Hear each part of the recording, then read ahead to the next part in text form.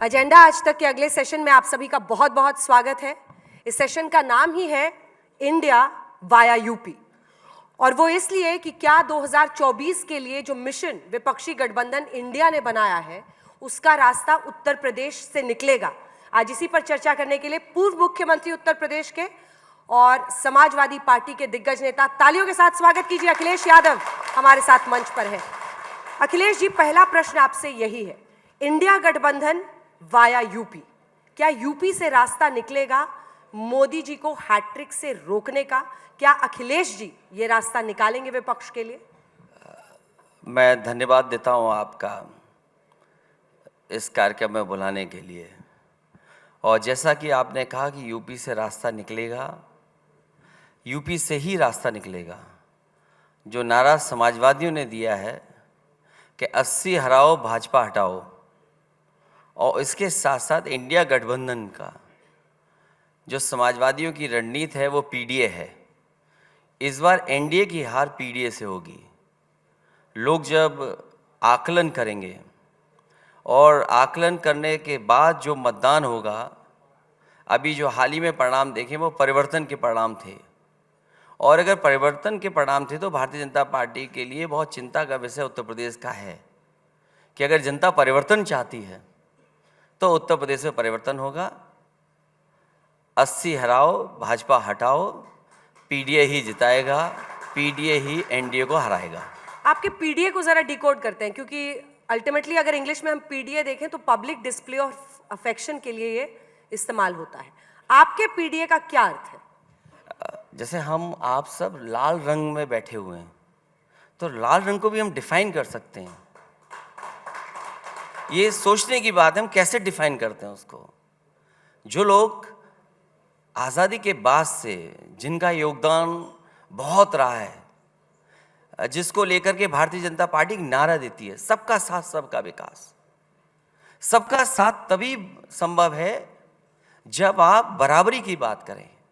आप सबके साथ की तो बात करते हैं, लेकिन सबकी बराबरी की बात नहीं करते हैं। यही फर्क है एनडीए में, और यही फर्क है जो मिटाना चाहती है वो पीडीए। सामाजिक न्याय और सामाजिक आंदोलन पीडीए से जुड़ा हुआ है। इसीलिए समाजवादियों ने कहा कि जाति जनगणना होगी तो सामाजिक न्याय मिलेगा, और सामाजिक न्याय ही आने वाले चुनाव में परिवर्तन लाने जा रहा है। अखिलेश जी, 5 राज्यों के चुनावी नतीजे आए, सिर्फ एक तेलंगाना में कांग्रेस पार्टी ने जीत हासिल की। हिंदी पट्टी के सभी राज्यों से अब कांग्रेस पार्टी हट गई है। हिमाचल, तेलंगाना, कर्नाटका, 3 राज्य उनके पास है। कास्ट सेंसस पर यह सबसे बड़ा चुनावी नतीजा है, ये बीजेपी कह रही है। इसकी काट आप, क्योंकि मैनिफेस्टो तक में कांग्रेस पार्टी ने राजस्थान में कह दिया था, एमपी में कह दिया था कि हम कास्ट सेंसस कराएंगे। इसके बावजूद ज्यादा ओबीसी वोट बीजेपी की तरफ, महिलाओं का वोट बीजेपी की तरफ जाता हुआ दिख रहा है। इसमें कास्ट सेंसस के लिए क्या संदेश छिपा हुआ आप देखते हैं? मैं परिणाम दूसरी तरीके से देखता हूं, और जैसा मैंने पहले कहा, तेलंगाना में उम्मीद नहीं थी लेकिन परिवर्तन हुआ। मध्य प्रदेश में क्योंकि भाजपा की सरकार थी, अगर कांग्रेस पार्टी ने साथ ले लिया होता तो परिवर्तन और परिणाम दूसरे होते। राजस्थान में परिवर्तन हुआ है, छत्तीसगढ़ में परिवर्तन हुआ है। तो ये चुनाव का संदेश परिवर्तन का है। और जहाँ तक जाति गणना का सवाल है, क्योंकि आप कांग्रेस पार्टी के लेकर के कह रहे हैं, इस देश की जनता, जो जागरूक लोग हैं, वो ये जानते हैं कि जाति गणना अगर किसी ने रोकी थी तो वो कांग्रेस पार्टी ने रोकी थी। कांग्रेस पार्टी अगर चाहती तो आज़ादी के बाद जाति गणना होती रहती। जो मंडल कमीशन बनाया वो 1931 के जो आंकड़े थे उसको लेकर के हुआ है। तो कांग्रेस पार्टी को लेकर के चिंता का सवाल था, विषय उनका नहीं था, लेकिन उन्होंने उस मुद्दे पे आए। तो ये सबसे बड़ा लोकतंत्र का मैं चमत्कार कहूँगा कि कांग्रेस पार्टी भी अब जाति गणना की बात कर रही है। और अगर इसी तरह बात चलती रहेगी, लोगों को हम समझाने में कामयाब होंगे, तो पीडीए ही एनडीए को हराएगा। ऐसा लग रहा है कि अखिलेश जी आजकल कांग्रेस पार्टी को भी आंखें दिखा रहे हैं। नहीं, अगर मेरी बातचीत से लग रहा हो कि आंख दिखा रहा हूं तो नहीं होगा ऐसा। मैंने कोशिश की है कि अपनी बात को रखूं, और कांग्रेस को कोई आंख नहीं दिखा रहा।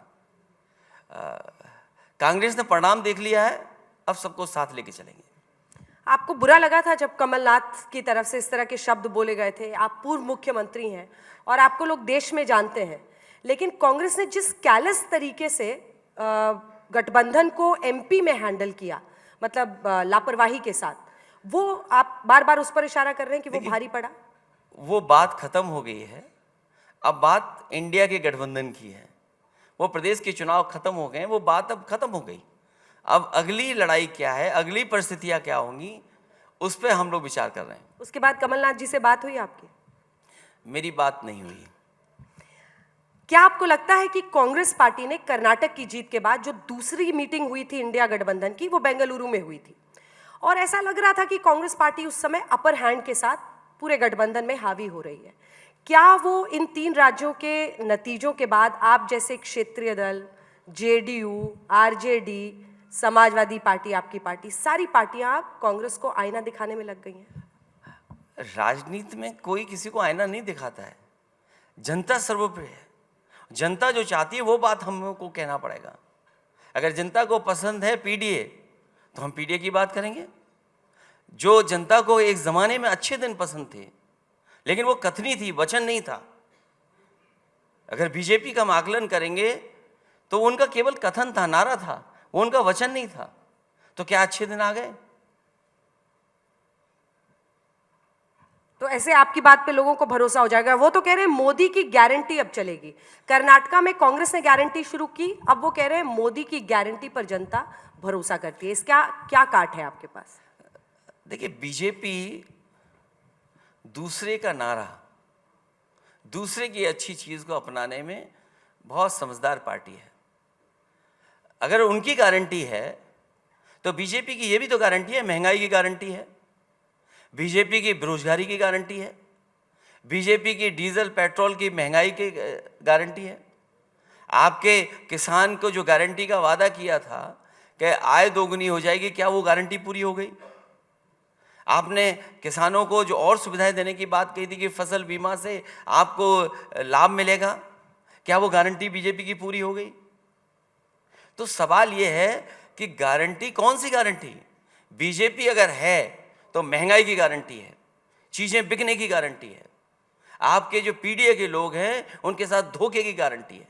दिखाएंगे कुछ, देंगे कुछ, होगा कुछ।